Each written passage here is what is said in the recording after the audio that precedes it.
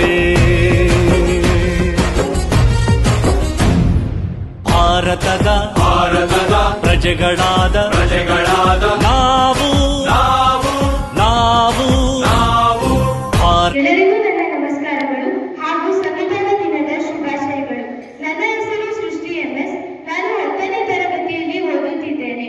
ನಾನು ಇಂದು ಸಂವಿಧಾನ ದಿನಾಚರಣೆಯ ಅಂಗವಾಗಿ ನಮ್ಮ ಭಾರತದ ಸಂವಿಧಾನದ ಬಗ್ಗೆ ಮಾತನಾಡಲು ಇಚ್ಛಿಸುತ್ತೇನೆ.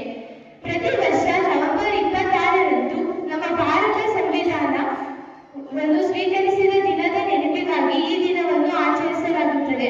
1949 ಇದೇ ದಿನದಂದು ನಮ್ಮ ಭಾರತ ಸಂವಿಧಾನವನ್ನು ಅಂಗೀಕರಿಸಲಾಯಿತು. 1950 ಜನವರಿ 26ರಂದು ನಮ್ಮ ಸಂವಿಧಾನ ಜಾರಿಗೆ ಬಂದಿತು. ನಮ್ಮ ಸಂವಿಧಾನದ ಕರಡು ರಚನೆಯನ್ನು ಡಾಕ್ಟರ್ BR ಅಂಬೇಡ್ಕರ್ ಅವರ ನೇತೃತ್ವದ ಸಮಿತಿಯು ರಚಿಸಿತು. ನಮ್ಮ ಸಂವಿಧಾನವು ಅತ್ಯಂತ ದೊಡ್ಡ ಮತ್ತು ಶ್ರೇಷ್ಠ ಸಂವಿಧಾನಗಳಲ್ಲಿ ಒಂದಾಗಿದೆ.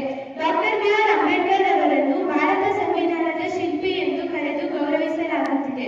ಪ್ರಸ್ತುತ ನಮ್ಮ ಸಂವಿಧಾನದಲ್ಲಿ 25 ಭಾಗಗಳು, 12 ಅನುಸೂಚಿಗಳು ಹಾಗೂ 448 ವಿಧಿಗಳು ಇವೆ. ಕೆಲವು ಪ್ರಮುಖ ವಿಧಿಗಳೆಂದರೆ ಸಮಾನತೆಯ ಹಕ್ಕು, ಸ್ವಾತಂತ್ರ್ಯದ ಹಕ್ಕು, ಧಾರ್ಮಿಕ ಸ್ವಾತಂತ್ರ್ಯದ ಹಕ್ಕು, ಶೋಷಣೆಯ ವಿರುದ್ಧ ಹಕ್ಕು, ಶೈಕ್ಷಣಿಕ ಮತ್ತು ಸಾಂಸ್ಕೃತಿಕ ಹಕ್ಕು, ಸಂವಿಧಾನಾತ್ಮಕ ಪರಿಹಾರದ ಹಕ್ಕು ಮೊದಲಾದವು. ನಮ್ಮ ಸಂವಿಧಾನವು ಎಲ್ಲರಿಗೂ ಸಮಾನತೆ, ಸ್ವಾತಂತ್ರ್ಯ, ನ್ಯಾಯ, ಭ್ರಾತೃತ್ವದ ಮೌಲ್ಯಗಳ ಭರವಸೆಯನ್ನು ನೀಡುತ್ತದೆ. ಯಾವುದೇ ಜಾತಿ, ಧರ್ಮ, ಭಾಷೆ, ವರ್ಣಗಳ ಭೇದವಿಲ್ಲದೆ ನಾವೆಲ್ಲರೂ ಒಂದು, ನಾವೆಲ್ಲರೂ ಭಾರತೀಯರು ಎಂಬ ಸಂದೇಶವನ್ನು ಸಾರುತ್ತದೆ. ಭಾರತದ ಪ್ರಜೆಗಳಾದ ನಾವು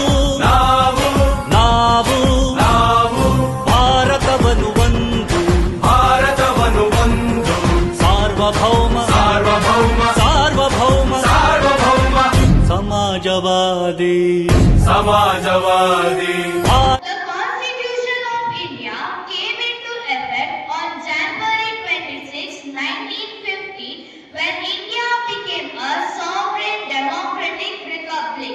The Constitution of India contains the set of rules that describes the rights and duties of its citizens and the manner according to which the governance of the country is to be carried out.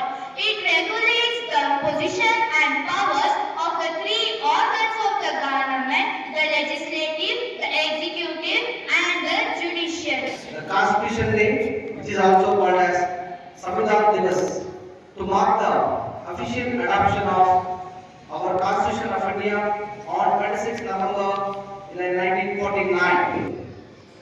We, the people of India, we, the people of India. Social, economic, and political. Liberty of thought, expression, belief, faith, and worship.